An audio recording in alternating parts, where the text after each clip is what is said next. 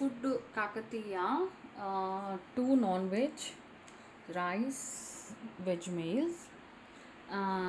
ఇంకా అంట్లు తోమలేదు. కొన్నిసార్లు సిచ్యువేషన్ ఎట్లుంటుందంటే అన్నీ ఉన్నా మనకి ఇది కాదు అట్లా అనమాట. ఏమైందంటే బట్టలు ఉతికాను, అవి ఆరేసాడు. నిన్న ఈరోజు పాపకి కొద్దిగా ఒంట్లో బాగాలేదు, ఫుల్ ఒళ్ళు కాలిపోతుంది బాగా ఫుల్. అందువల్ల ఈరోజు ఇంకా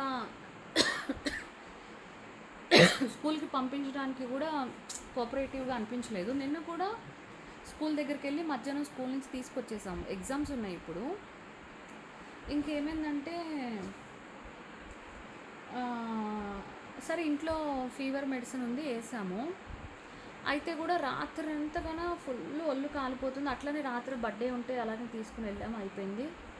ఏముందో తెలీదు, పొద్దున కూడా బాగా ఒళ్ళు కాలుతుంటే ఇంకా స్కూల్కి ఎగ్జామ్ ఉందని స్కూల్ దగ్గరికి వెళ్ళి మాట్లాడితే పర్లేదు అన్నారు.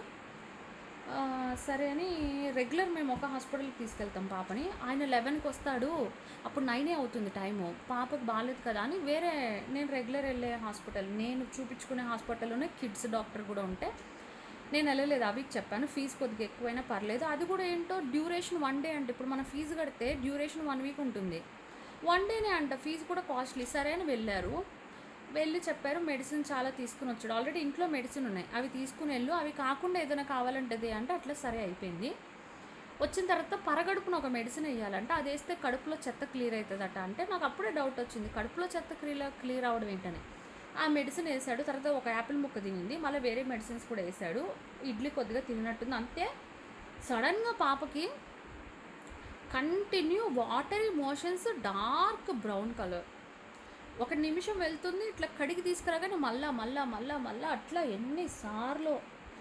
ఇప్పుడు ఫుడ్ వచ్చింది కాకతీయ నుంచి, కానీ ఫుడ్ తినలే. మళ్ళీ చెప్పాను నేను అవికి అర్జెంటుగా తీసుకెళ్ళి హాస్పిటల్కి, ఇట్లా జరిగిందని చెప్పు.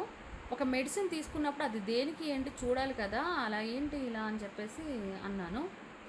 అని ఇంకా తీసుకుని వెళ్ళారు హాస్పిటల్కి. ఇప్పుడు మళ్ళీ పొద్దునుంచి నేను కూడా ఏం తినలేదు, ఇంకా ఫుల్ ఆకలిస్తుంది. అండ్ నా ప్రెగ్నెన్సీ విషయం కూడా చెప్పాలి. ఏమైందంటే 23వ తారీఖుకి నా మెడిసిన్స్ డేట్, కానీ మెడిసిన్స్ రాలేదు. నేను డైలీ యూరిన్ టెస్ట్ చేసుకుంటున్నాను. మొన్న బీటా హెచ్సిజీ బ్లడ్ టెస్ట్ కూడా చేయించాము, దాంట్లో 350 వచ్చింది. 1000 రావాలట, అప్పుడే ప్రెగ్నెంట్ ఉన్నట్టు. యూరిన్ కిట్లో కూడా ఒక డార్క్, ఒక చాలా లైట్ పింక్ లైన్ వస్తుంది. అంటే ఇప్పటికి మెడిసిన్స్ మిస్ అయ్యి 1 వీకే అవుతుంది, అప్పుడే తెలియదంట. కనీసం 15 డేస్ ఆగాలంట. యాజ్ ఏ మదర్గా ఎవరైనా ఉమెన్ ప్రెగ్నెంట్ ఉన్నారు అనుకుంటే వాళ్ళకి ఆత్రం ఆగదు కదా. అందువల్ల క్యూరియాసిటీ తోటి తల్లినా కాదా అని తెలుసుకోవడం కోసం చాలా ఇంట్రెస్టెడ్గా ఉంటారు. సో నేను కూడా అదే చేశాను. సో ఇంకా 1 వీక్ అంటే ప్రెగ్నెంటే అయి ఉండొచ్చు నేను, కానీ ఆ ప్రెగ్నెన్సీ ఎక్కడైతే బిడ్డ పెరుగుతుంది కదా, ఆ బ్యాగ్లోకి బేబీ ఇంకా రాలేదు. దాని తర్వాత అప్పుడు యూట్రస్లోకి రాలేదు బేబీ ఇంకా. దాని తర్వాత ఇంకొక 1 వీక్ అయితే అప్పుడు యూట్రస్లో కూడా బేబీ కనిపిస్తుంది. తర్వాత బీటా హెచ్సిజీ అదే దాంట్లో కూడా ఎన్ని వీక్స్ అనేది తెలుస్తుంది. అప్పుడు నాతో పాటు అందరికీ ఇదే గుడ్ న్యూస్ చెప్తాను. ప్రజెంట్ అయితే అదే ప్రెగ్నెంట్ ఉన్నట్టు ఉంది, క్వశ్చన్ మార్క్ కూడా ఉంది, అది ఇంకా ఏం తెలియట్లేదు. ఆల్రెడీ టెన్షన్కి ఇంకా వెయిట్ చేయడం. ఇంకోటేమో టెడ్డీగాడికి ఇలాగా ఉండడం అనేది కొద్దిగా నాకు భయం. అంటే ఏ పేరెంట్స్కైనా పిల్లలకి హెల్త్ మంచిగా లేకపోతే ఏ పేరెంట్స్ తీసుకోలేరు. పొద్దునుంచి ఏం తినలేదు ఫుడ్, నేను నా కడుపులో బేబీ. ఇంకా దానివల్ల నీరసంగా ఉంటే బట్టలు ఉతుకుతుంటే పాప కోసం యాపిల్ కోసాడు, ఇంకా అదే అవి నాకు తినిపించాడు. ఎందుకంటే నా చేతుల నిండా సబ్బు ఉంది కాబట్టి బట్టలన్నీ ఉతికి ఆరేసాము. యాక్చువల్లీ విజయవాడ వెళ్తే పాపకు హాలిడేస్ కదా, మమ్మీ డాడీతో కాస్త ఉంటుంది అని నా ఉద్దేశం. అంటే ఇంట్లోనే ఏం చేస్తుంది. తర్వాత వచ్చేసి ఈలోపేమో సాయి ఏమో గోవా వెళ్దాం అనేసి అన్నారు, బట్ అది ఇంకా ఏమీ కన్ఫర్మేషన్ తెలియలేదు.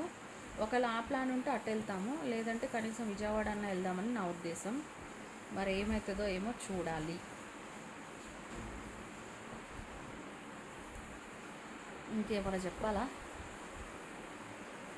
అమ్మో! నా హెయిర్స్ ఎన్ని ఉన్నాయో తల మీద అన్ని ఫేక్ అకౌంట్స్ ఉన్నాయి నా పేర్ల మీద. ప్రతి దగ్గర ఫేస్బుక్కే కానీ, ఇన్స్టానే కానీ, యూట్యూబే కానీ ప్రతి దగ్గర 100 రకాల ఫోన్ నెంబర్లు పెడుతున్నారు పిచ్చ నా కొడుకులు. నా ఫ్యాన్స్ని, నన్ను ఇష్టపడే వాళ్ళని మోసం చేయడానికి. అది చూసినప్పుడల్లా ఇట్లా బ్లడ్ బాయిల్ అయ్యి కోపం వస్తుంది. ఇప్పుడు నా నోటితో చెప్పలేదు, ఏదో నా ఫోటో వీడియో పెట్టేసి అక్కడ వాళ్ళు అట్లాగా పోస్ట్ పెట్టేస్తున్నారు. No, that is wrong.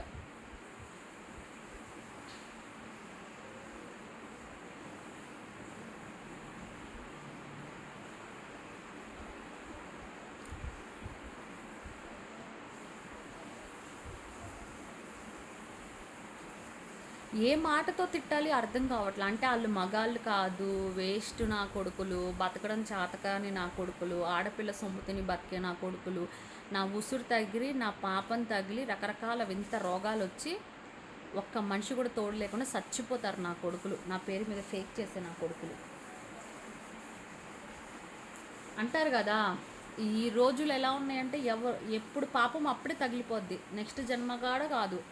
So నన్ను ఇంత నా పేరుని బద్నాం చేసి నన్ను ఇట్లా చేస్తున్నారు కాబట్టి నా పాపం ఊరికే పోదు. నా నాలుక మీద కూడా మచ్చలున్నాయి. నేను కూడా దేవుణ్ణి నమ్ముతా. ఖచ్చితంగా నా పేరు మీద ఫేక్ చేసి జనాల్ని మోసం చేసే నా కొడుకులకి, అటు మోసపోయిన వాళ్ళ పాపము నా పాపం రెండు కలిపి తగిలి ఆ నా కొడుకులు వాళ్ళతో పాటు వాళ్ళ ఫ్యామిలీ కుటుంబం మొత్తం సర్వనాశనం అయిపోవాలి. ఇదే నా శాపం. ఇక్కడితో ఆగను. నేను వాళ్ళకి ఏం చాలో గుణపాలు ఎక్కడ దింపాలో అవి కూడా చేస్తా. నేను వాళ్ళకి నా పేరు మీద ఫేక్ చేసే వాళ్ళందరి మీద నేను ఆల్రెడీ కంప్లైంట్స్ ఇచ్చి ఆల్రెడీ అవి కూడా నేను చేస్తాను, ఇలా కూడా చేస్తా, బోత్.